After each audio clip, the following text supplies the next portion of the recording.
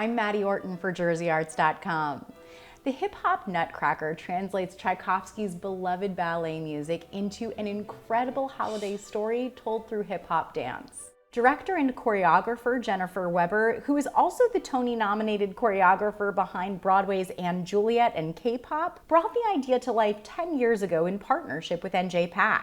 Now, a decade of touring and 2 films later, the Hip Hop Nutcracker has become a tradition all its own. The show is coming back to NJPAC on December 23rd, and I'm here with Jennifer Weber to hear more about it. Jen, thank you so much for being here. Thanks for having me. So let's start with the beginning. Where did the idea for Hip Hop Nutcracker come from? So I was running a hip hop dance company in Brooklyn, and we were really interested in experimenting with translating the sort of idea of the classic texts of dance, like the classic ballets, into the language of hip hop, and also sort of combining hip hop dance with classical music. And so at the time I was actually working on a project to Vivaldi's Four Seasons that we had done at the Apollo. And I was kind of going around town trying to find other places to do this show.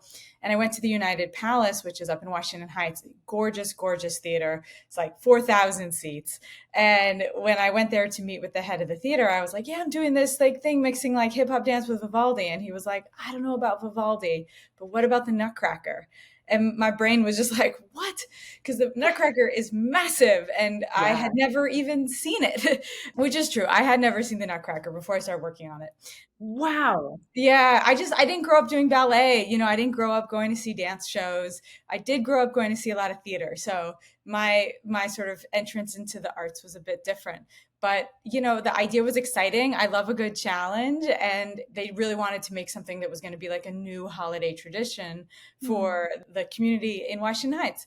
And then the next year, we put together a little taster. And from that, NJPAC came on board. And it's just been growing and growing and growing ever since. You reimagined the story a little bit. A lot of it's very similar to the original with new twists. And then also, obviously, the style of dance is completely different, and the characters are different interpretations of the characters that people know from Nutcracker.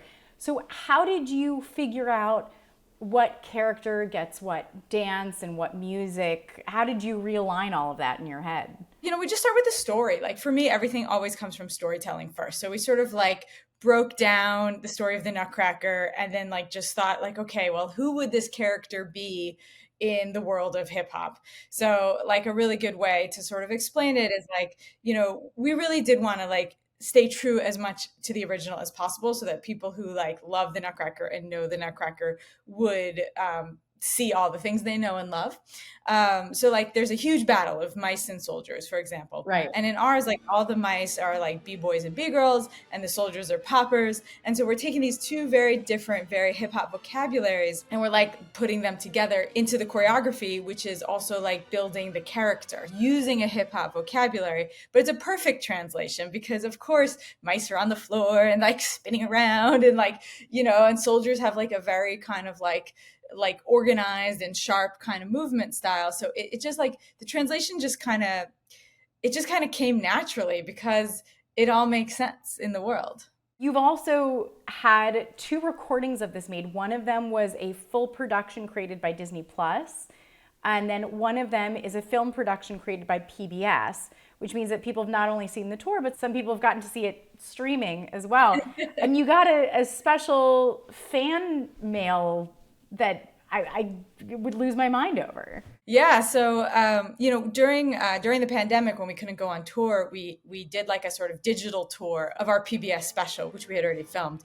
And in a very crazy twist of many things, Baryshnikov actually watched it and then reached out to me, which was so crazy to get a message that was Misha would like to talk to you. Here's his cell. Give him a call.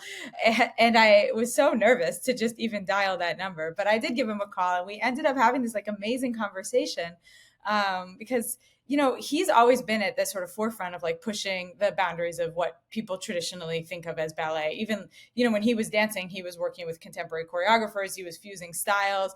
He does acting. He's always been really interested in what else can you do with ballet. And he just loved our version of Hip Hop Nutcracker. And then, we ended up doing a bunch of projects together. And then when I was collaborating with Disney Plus on the film version, we wanted to like have not just icons of hip hop, but also icons of ballet come participate in the film. So we had Misha come make a cameo, and Tyler Peck from New York City Ballet, and we just had it was so amazing to see something that I had originally created like in my loft in Brooklyn, suddenly on the on the outdoor sets of Paramount Studios, in LA, and it was all like there in 3D that you could walk through it, and all these incredible dancers coming together to tell this story, and it was such a good time. I feel like seeing it live must be its own just totally incredible experience. Yeah, when you're in the theater, it's crazy. I mean, the audience gets so energized because the show starts out with Curtis Blow, who is like obviously an icon of hip hop, and he does basically like a hip hop concert to like start the show off. And then we have an amazing violinist who comes out, and then she just like smashes it.